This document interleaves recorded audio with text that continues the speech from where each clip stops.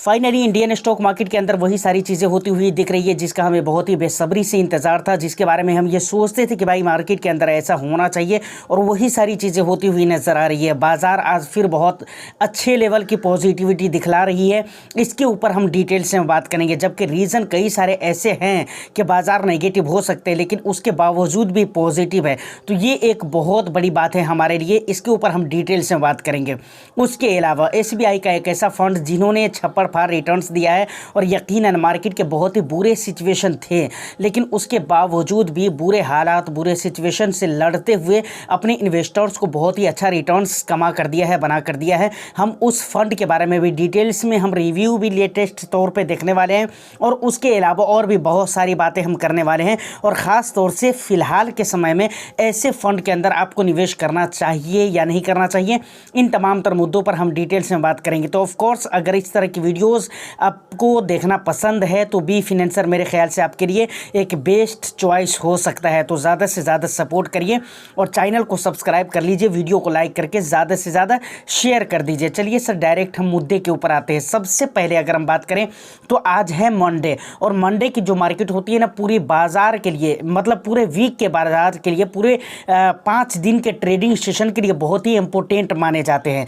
मतलब शुरुआत कहते हैं ना कि first impression is the last impression, ये बहुत ज़्यादा मैटर करता है कि शुरुआत के टाइम पे बाजार कैसे रहते हैं। शुरुआत के दिनों में जो वीक के शुरुआत के दिन है यानी मंडे, उस दिन को बाजार कैसा रहता है, ये बहुत ज़्यादा सेंटीमेंट को लेकर तो ये बहुत ज़्यादा वर्क करता है। जहाँ तक मेरा अनुभव है, जहाँ तक मेरा अपना एक्सपीरियंस है, उसकी बुनियाद पर मैं आपको बता रहा हूँ कि सेंटीमेंट क्रिएट करने को लेकर ये बहुत हद तक ये काम करता है और वही सारी चीज़ें बाजार के अंदर देखने को मिल रही है। जबकि अगर मैं बात करूँ तो भाई बाजार के अंदर कई सारी ऐसी चीज़ें हैं या हमारे देश के अंदर या आउट ऑफ कंट्री अगर देखा जाए तो भाई कई सारी ऐसी बातें कई सारी चीज़ें हैं जिसकी वजह से बाजार पूरी तरह से नेगेटिव हो सकता है, लेकिन ऐसा बाजार के ऊपर कुछ भी इम्पैक्ट देखने को नहीं मिल रहा है। सबसे पहली अगर मैं बात करूँ तो सबसे पहली बात तो यही है कि भाई लंबे समय से बाजार के अंदर गिरावटें चल रही है और एक सेंटीमेंट जो बन चुका है वो नेगेटिव बन चुका है। तो सबसे पहली चीज़ तो यही हो गई बाजार को गिराने के लिए। दूसरी बात, जो वॉर वगैरह पहले से जो हो रहे थे वो हो ही रहे थे, फिर नए वाले जो स्टार्ट हो गए, तो ये सारा मुद्दा है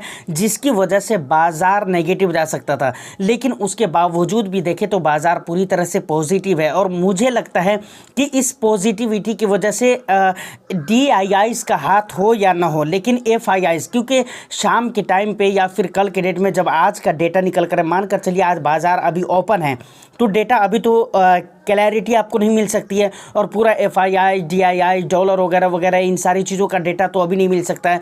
तो ये सारी चीज़ें आपको शाम के टाइम पे देखने को मिलेगा। जब तमाम तक डेटा निकल कर आएंगे तो वहाँ पर पता चलेगा कि भाई बाजार के अंदर क्या ऐसी चीज़ रही जो कि पॉजिटिविटी बनाकर रखी। तो वहाँ पर मुझे लगता है कि आज जो FIIs का डेटा आएगा वो बहुत अच्छा आएगा और उसकी ख़रीदारी का डेटा आएगा, मुझे ऐसा लगता है, क्योंकि वो उमूमी तौर पे लार्ज कैप में ख़रीदारी करते हैं और लार्ज कैप ऐसे भी हमारे रीज़नेबल प्राइस के आसपास भी आ चुके हैं। और दूसरी बात, इंडियन मार्केट ऊपर की तरफ अब जाएगा, इंडियन मार्केट के अंदर अब ग्रोथ आएगा और इसके कई सारे रीज़न मैं पहले की वीडियोज़ में मैं आपको बता चुका हूँ।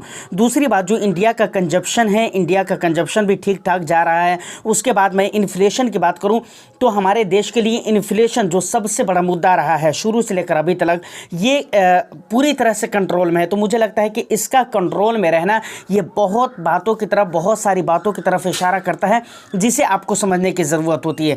क्योंकि कंजप्शन अगर कम हो रहा है तो इससे ये मानकर आप चले कि भाई यहाँ पर रेट कट वगैरह जो हो रहे हैं वो तो हो ही रहे हैं, वो उसके ऊपर नहीं बात कर रहे, वो तो होना ही है। इन्फ्लेशन अगर कंट्रोल में है तो वो तो हो ही रहे हैं अपनी जगह पे, वो ठीक ठाक है। लेकिन उसके बाद कंजप्शन वगैरह भी बढ़ रहे हैं ना, और भी ज़्यादा बढ़ने के चांसेस है। तो कुल मिलाकर चाहे कंजप्शन बढ़े मार्केट में ख़रीदारी की वजह से, चाहे ज़रूरत की सामान आप ख़रीदें या कुछ भी ख़रीदें, घर गाड़ी मतलब कुछ भी हो सकता है, या नहीं तो कुछ पैसे बचाकर अगर आप निवेश करते हैं इंटरेस्ट वगैरह लेकर, तो वहाँ पर भी इंडियन मार्केट को ही फ़ायदा हो रहा है। तो कुल मिलाकर अगर आप ख़रीदारी करते हैं मार्केट के अंदर, अपनी ज़रूरत की चीज़ खरीदते हैं, तो भी इंडियन इकोनॉमी को फ़ायदा, या फिर आप इंडियन मार्केट के अंदर डायरेक्टली इक्विटी में या इनडायरेक्टली निवेश करते हैं फिर भी इंडियन इकोनॉमी को फ़ायदा। तो ये एक बहुत ही मेन और ख़ास रीज़न है हमारी मार्केट के लिए कि भाई हमारी मार्केट अब यहाँ से ग्रो करेगी। अब देखिए एक बात और भी मैं बराबर कहता हूँ कि भाई देखिए बहुत ज़्यादा घबराने की ज़रूरत नहीं है।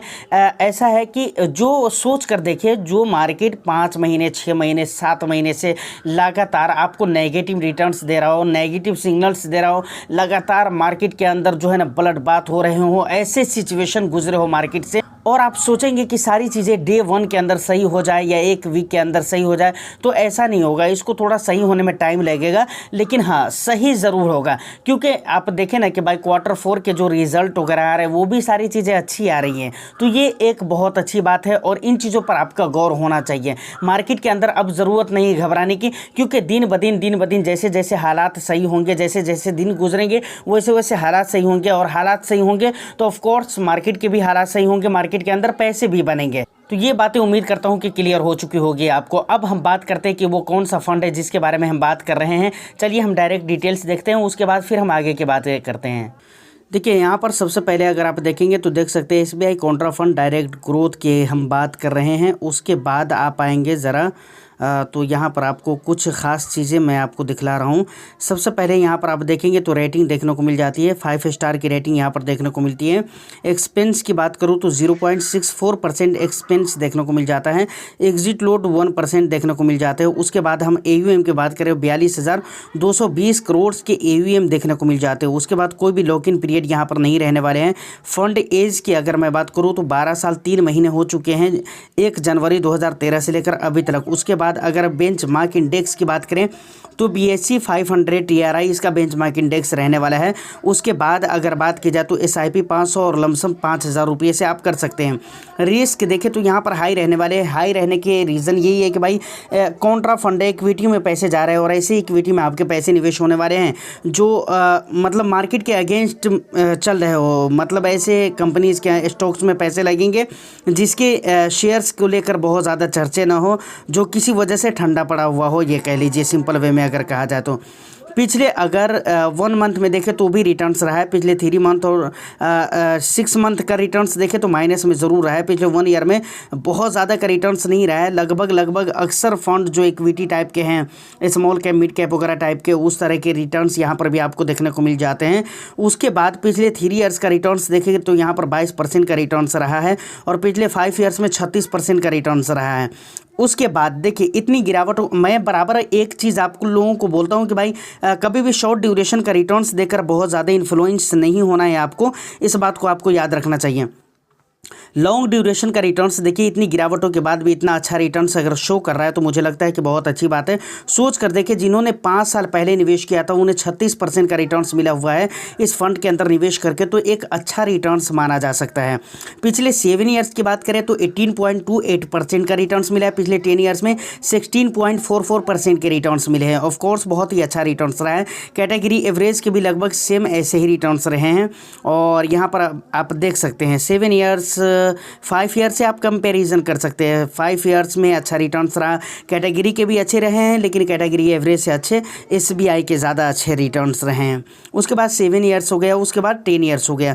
तो ये सारे रिटर्न्स है जो कि आप देख सकते हैं और बहुत ज़्यादा कुछ खास यहाँ पर देखने के लिए है नहीं। एलोकेशन वगैरह आप देख सकते हैं यहाँ पर क्लिक करके। जो कंपनीज़ अगर आप देखना चाहें तो ये बहुत इंपॉर्टेंट होते हैं किसी भी जगह पे, और किसी भी म्यूचुअल फंड स्कीम के अंदर निवेश करते हैं तो वहाँ पर आपको कंपनीज़ देखना चाहिए।